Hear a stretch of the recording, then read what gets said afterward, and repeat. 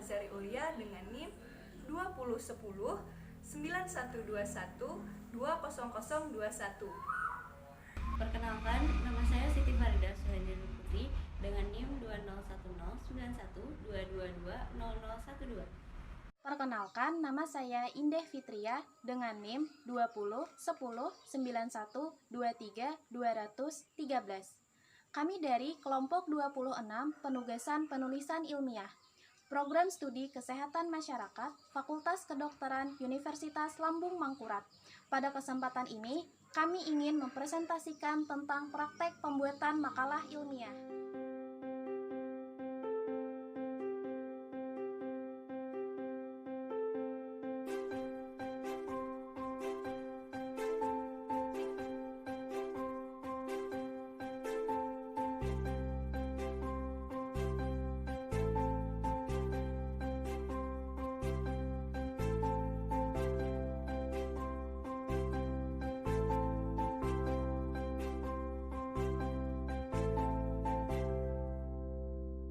Topik M13 membahas mengenai praktik pembuatan makalah ilmiah.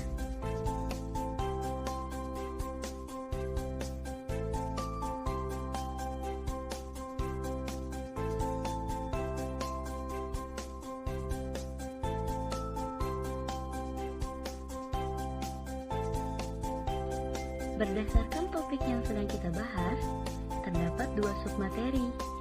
A. Pembuatan makalah tinjauan referensi. B. Menganalisis makalah tinjauan referensi.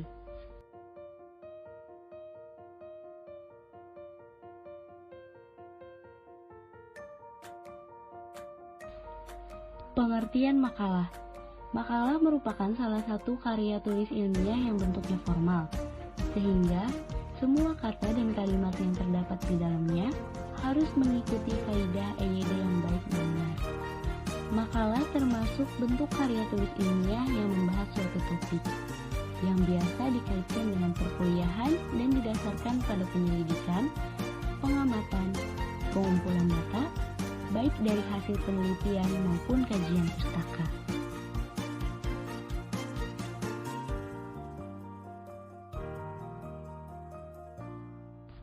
Ada beberapa ciri-ciri makalah ilmiah. Yang pertama, fokus pada topik atau judul yang telah dipilih. 2. Merupakan hasil kajian literatur atau laporan lapangan. 3. Sifatnya mendemonstrasikan pemahaman seorang mahasiswa tentang permasalahan teoritik yang dikaji. 4. Dapat menunjukkan kemampuan pemahaman isi berdasarkan sumber. 5. Merefleksikan secara kritis dan luas bacaan artikel, buku, dan material lainnya yang relevan. 6. Menyajikan penjelasan yang ilmiah dan pastinya masuk akal. 7. Menulis dengan gaya bahasa yang jelas. 8. Menulis dengan bahasa yang benar dan tepat. Serta 9. Mencantumkan semua sumber informasi secara tepat.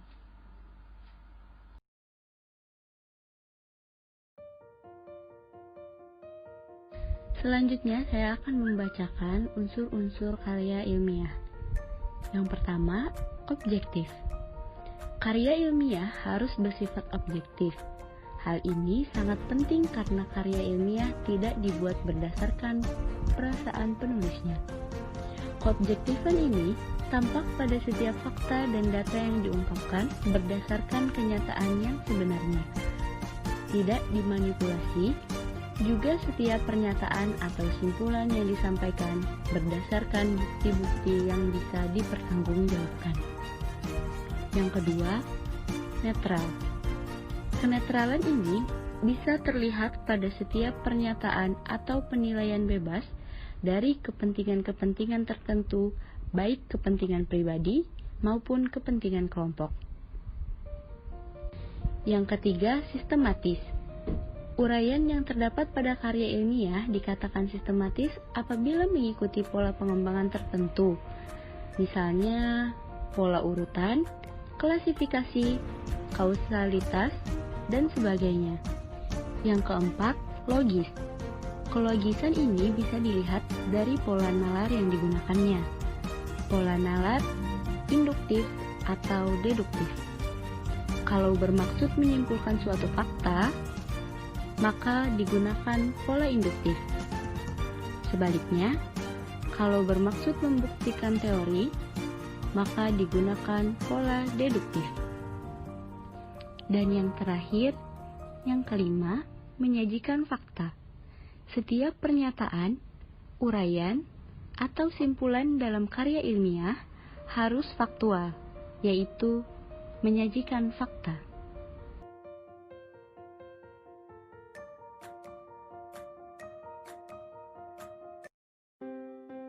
Selanjutnya, kami menyajikan langkah-langkah dalam penyusunan makalah. 1. Persiapan. Dalam persiapan, yang pertama harus kita lakukan yaitu menentukan tema atau topik makalah. Tema diartikan sebagai pokok pikiran, dan topik sendiri diartikan sebagai pokok pembicaraan. Tema yang diangkat sebaiknya membahas mengenai suatu permasalahan yang sedang hangat dibicarakan. Selain itu, tema harus bersifat khusus agar pembahasan dalam makalah lebih mendalam. Misalnya, jika kita mengangkat sebuah tema demonstrasi mahasiswa, tema tersebut bersifat umum dan memiliki batasan yang luas. Sehingga, untuk mengkhususkan tema tersebut, kita dapat membatasinya menjadi dampak demonstrasi mahasiswa. Jadi, pembahasan makalah kita tidak terlalu luas. Kedua, menyusun kerangka makalah. Pada tahap ini, kita akan mencari ide-ide pokok yang relevan dengan topik yang telah dipilih. Untuk mempermudah penulisan, ide-ide pokok sebaiknya tidak terlalu banyak. Kemudian, tulislah ide-ide pokok tersebut ke dalam suatu format yang terorganisir dengan menuliskan hubungan-hubungan antara ide-ide pokok. Ketiga, mengumpulkan bahan tulisan. Setelah menentukan dan menulis ide-ide pokok ke dalam suatu bagian, maka langkah selanjutnya adalah mengumpulkan bahan-bahan tulisan yang relevan dengan ide-ide pokok yang telah ditulis. Pengumpulan bahan-bahan tulisan ini dapat dilakukan dengan penelitian maupun melalui bahan literatur pustaka. Keempat, mengembangkan kerangka karangan pokok menjadi kalimat. Untuk memulai penulisan makalah, kita dapat menarasikan hubungan antara ide-ide pokok dengan mengembangkan ide pokok menjadi beberapa kalimat yang saling berhubungan.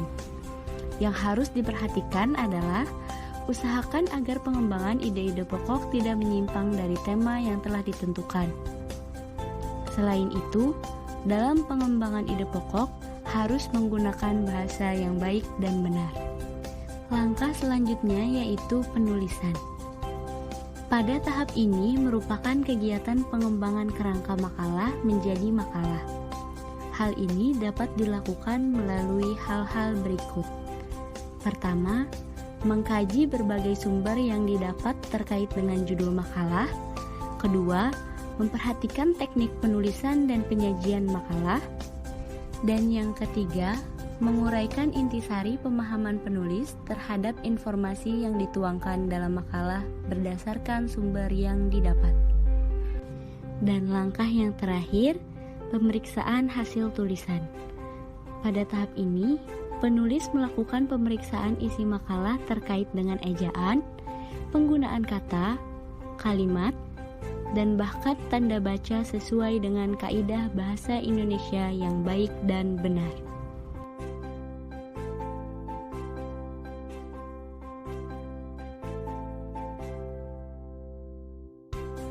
Selanjutnya, struktur penulisan makalah atau ciri format makalah. A. Bagian depan. 1. Lembar judul atau cover. Cover adalah sampul dari makalah yang memuat judul, maksud usulan penelitian, nama mahasiswa, instansi yang dituju, dan waktu penulisan. 2. Kata pengantar. Kata pengantar juga merupakan salah satu bagian yang harus ada di dalam sebuah makalah. Sesuai namanya, Fungsi dari kata pengantar adalah sebagai pengantar agar pembaca memiliki pandangan umum terhadap makalah yang dibuat. 3. Daftar isi. Daftar isi merupakan sebuah halaman yang memuat informasi halaman dari konten sebuah makalah. Untuk memudahkan pembaca dalam menemukan informasi tertentu, maka kita harus memberikan keterangan halaman pada setiap bab maupun subbab di dalam makalah tersebut. B. Bagian tubuh. Yang pertama, latar belakang masalah. Latar belakang masalah dipaparkan secara ringkas berdasarkan teori, hasil penelitian, penggunaan fakta, dan data lingkungan. Selain itu, juga dibahas tentang fenomena atau berita terbaru yang sedang terjadi, serta alasan mengapa perlu dilakukan penelitian tersebut. Kedua, rumusan masalah. Rumusan masalah harus disusun singkat, padat, dan juga jelas. Rumusan masalah berupa pertanyaan dari tujuan penulisan. Ketiga, tujuan penulisan.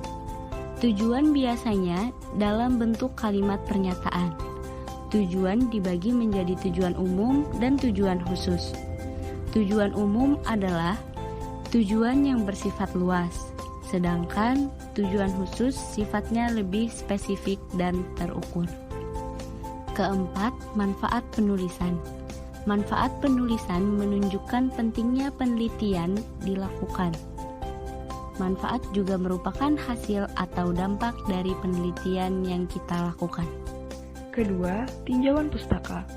Pada tinjauan pustaka, berisi uraian sistematis tentang bahan pustaka yang berdasarkan pada dua kriteria, yaitu prinsip kemutakhiran dan prinsip relevansi. Yang ketiga, penutup, berisi kesimpulan dan saran. Bagian belakang makalah, berisi daftar pustaka dan lampiran.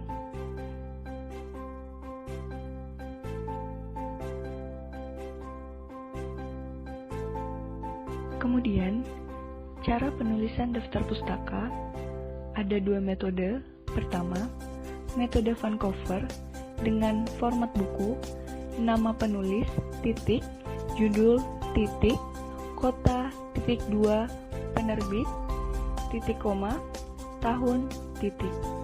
Dan format jurnal, nama penulis, titik, judul, titik, nama jurnal atau disertasi, tesis, dan lain-lain, tahun, titik koma, volume dan nomor, titik 2, halaman, titik. Lalu untuk metode Harvard dengan format buku, nama penulis, titik, tahun, titik, judul, titik, kota, titik 2, penerbit, titik. Lalu untuk format jurnal ada nama penulis, titik, tahun, titik, judul, titik, nama jurnal atau tesis atau disertasi dan lain-lain, volume, garis miring nomor, titik 2, halaman, titik. Demikian akhir presentasi dari kami. Kurang lebihnya mohon maaf. Wassalamualaikum warahmatullahi wabarakatuh.